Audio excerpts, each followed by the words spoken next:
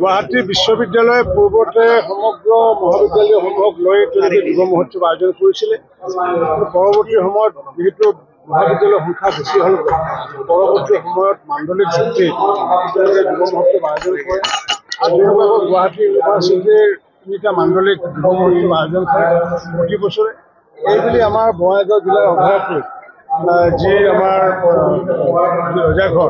ৰজাঘৰীয়া স্থানতে এইবাৰ তেওঁলোকে যুৱ মহোৎসৱ আজি আয়োজন কৰিছে। আৰু এই যুৱ মহোৎসৱৰ সুন্দৰ আয়োজন য'ত নেকি উপস্থাপন কৰে আমাৰ মহাবিদ্যালয়ে অংশগ্ৰহণ কৰে। বিভিন্ন ধৰণৰ সংগীত, নাটক, সাংস্কৃতিকে আদি কৰি বিভিন্ন কাৰ্যসূচী অনুষ্ঠিত হ'ব। মই এই অনুষ্ঠান আয়োজন কৰাৰ ক্ষেত্ৰত গুৱাহাটী বিশ্ববিদ্যালয়ক ধন্যবাদ জনাইছোঁ। আৰু লগতে মই আমাৰ যি আয়োজক সমিতিৰ সভাপতি ভূপেন্দ্ৰ ডাঙৰীয়া, কাৰ্যকৰী সভাপতি আমাৰ উদ্যোগকান্তি ৰয় ডাঙৰীয়াকে আদি কৰি আমাৰ প্ৰিন্সিপালকে আদি কৰি সুন্দৰ পৰিৱেশত তেওঁলোকে এই মহোৎসৱ আয়োজন কৰিছে। আৰু মহোৎসৱলৈ অহা যিমানবোৰ প্ৰতিযোগী আছে প্ৰতিযোগীসকলকে আহ্বান জনাইছে যাতে ৰাতিপুৱাৰ ভাগত যাতে এই অভয়াপুৰী নগৰখন নগৰ বুলি যাক কয়, যাক ৰাণীৰ নগৰী বুলি কয়, যাতে সকলোৱে ৰাতিপুৱা কৰি সুন্দৰ চাফ চিকুণ, আজি নিজে দেখিছোঁ সুন্দৰ চাফ চিকুণ, বহুত ধৰণৰ ইয়াতে চাবলগীয়া আছে, ৰাজবাৰী চাবলগীয়া আছে। আমাৰ প্ৰতিযোগীসকলক যাতে ৰাজবাৰীও যাতে চায় আৰু আয়োজক সমিতিয়ে যাতে ৰাজবাৰীও যাতে দেখায়, মই সেইটো আহ্বান জনাইছোঁ। ছাৰ এটা বেলেগ ছাৰ মই আজি গুৱাহাটী বিশ্ববিদ্যালয়ৰ আচাৰ্য আমাৰ গভৰ্ণৰ ডাঙৰীয়া লগতে আমাৰ উপাচাৰ্য প্ৰফেচাৰ নন্দগোপাল মহন্তৰ লগতে গুৱাহাটী বিশ্ববিদ্যালয়ত প্ৰফেচাৰে হওক, এছ'চিয়েট প্ৰফেচাৰে হওক বা লেকচাৰাৰে হওক, লগতে ষ্টুডেণ্টসকলক ধন্যবাদ জনাইছোঁ। সৰ্বভাৰতীয় পৰ্যায়ত আজি যি ৰেংকিং বাহিৰ হওক, যি ভাৰত চৰকাৰৰ শিক্ষা মন্ত্ৰালয় প্ৰত্যেক আগতে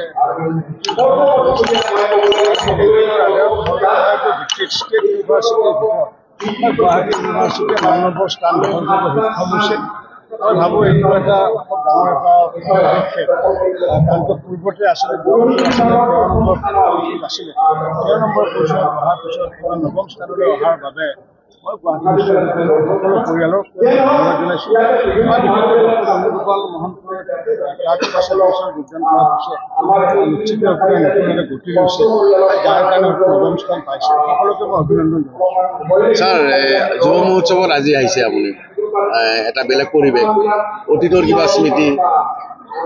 চাওক, মই গুৱাহাটী ইউনিভাৰ্চিটিত পঢ়িছিলোঁ, যেতিয়া মই 90 চনত মই 89ৰ পৰা পঢ়িছিলোঁ। মই গুৱাহাটী ইউনিভাৰ্চিটিত মই MSc কৰাৰ পিছত পৰৱৰ্তী সময়ত মই জাৰ্নেলিজম কৰিছিলোঁ। আৰু সেই সময়ত গুৱাহাটী ইউনিভাৰ্চিটিত যিটো পৰিৱেশ আছিল, যুৱ মহোৎসৱৰ পৰিৱেশ, সেই পৰিৱেশটো এটা সুকীয়া এটা পৰিৱেশ আছিলে। কাৰণ সমগ্ৰ বিশ্ববিদ্যালয়ৰ অন্তৰ্গত যিমান মহাবিদ্যালয়, সেই মহাবিদ্যালয়সমূহৰ যুৱ মহোৎসৱ বুলি ক'লে আমাৰ উখল মাখল এটা পৰিৱেশ এটা হয়। ডেকাই হওক বা যুৱকসকলে হওক, সকলোৱে মানে সন্ধিয়াৰ কাৰ্যসূচী হওক, দিনৰ কাৰ্যসূচী হওক। আৰু মই বিশেষকৈ মোৰ মনত আছে, মই সেই যুৱ মহোৎসৱ বিশেষকৈ যে আমাৰ বৰপেটা সত্ৰৰ প্ৰথমগৰাকী ভোটাধিকাৰ নৰহৰি বুঢ়াভকত ভোটদান নৃত্য মই প্ৰদৰ্শন কৰাইছিলোঁ। সেই সময়ত গুৱাহাটী ইউনিভাৰ্চিটিত মই আমাৰ আচুগতৰ যেতিয়া মই সাধাৰণ সম্পাদক আছিলোঁ, আৰু সেই সময়ত বৰপেটাৰ হৰিগীত মই ধৰি গৈছোঁ। আৰু সেই সময়ত এক উখল মাখল পৰিৱেশ আছিলে। এতিয়া নিয়ন্ত্ৰণৰ কাৰণে বিভিন্ন বিদ্যালয় ভাৰতীয় মাণ্ডলিক কৰিছিল। মাণ্ডলিক কৰাৰ কাৰণে ভালে হৈছে। মই আশা ৰাখিছোঁ ইয়াৰ পৰা নিৰ্বাচিত হোৱাসকলক লৈ পুনৰ গুৱাহাটী ইউনিভাৰ্চিটিতে তেওঁলোকে আৰু প্ৰতিযোগিতাত অংশগ্ৰহণ কৰিব। আৰু গুৱাহাটী ইউনিভাৰ্চিটিত যি যুৱ মহোৎসৱ ছেকেণ্ড ৰেংক পায়, ৰাষ্ট্ৰীয় পৰ্যায়ত নিশ্চিত ৰূপত আগন্তুক স্থান লাভ কৰে। গতিকে আমাৰ প্ৰতিভা থকা যিসকল আমাৰ শিল্পী, যিসকলে নিশ্চিত সেইকাৰণে ভূপেন হাজৰিকাই গাইছিলে জিলিকাবৰ ৰুইনৰ পাত। গতিকে ভূপেন এনে গোৱা নাছিলে জিলিকাবৰ ৰুইনৰ পাত, নিশ্চিত ৰূপত গুৱাহাটী ইউনিভাৰ্চিটিয়ে আমাৰ ৰুইনৰ পাত জিলিকাইছে। ছাৰ, ভূপেন হাজৰিকা সুধাকণ্ড ভূপেন হাজৰিকাদেৱৰ জন্ম শতবাৰ্ষিকী আহি আছে। আজি যুৱ মহোৎসৱ চলি আছে, এটা গীত মাতৰ পৰিৱেশ।